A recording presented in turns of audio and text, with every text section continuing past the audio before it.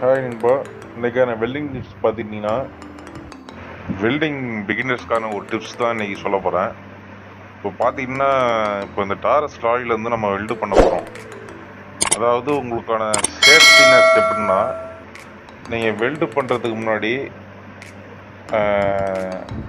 Earth வந்து கரெக்டாக எந்த இடத்துல கொடுத்தா நம்ம வெல்டிங் அடிக்க முடியுமோ அதை நம்ம கரெக்டாக பார்த்துக்கணும். கண்ட இடத்துல நீங்கள் வெல்டிங் இடத்த போட்டுட்டு ஓல்டரை டச் பண்ணிங்கன்னா பேட்ரி வண்டியில் உள்ள ஒயரிங் டேமேஜ் ஆகிறதுக்கான வாய்ப்பு இருக்குது. அதனால் எர்த்து கரெக்டாக கொடுத்துங்க.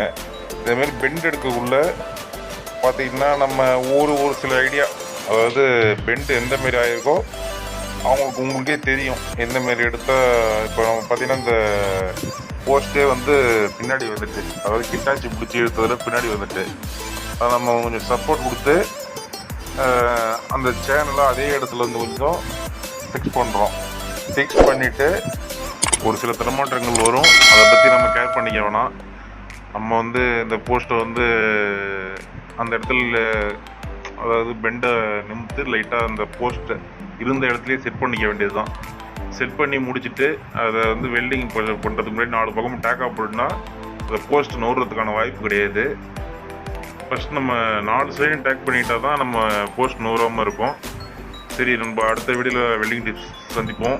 அது முடியும். நம்ம சேனலை நீங்கள் இதுவரையும் சப்ஸ்கிரைப் இல்லைன்னா சப்ஸ்கிரைப் பண்ணிங்க, உங்கள் ஃப்ரெண்ட்ஸுக்கு ஷேர் பண்ணுங்கள்.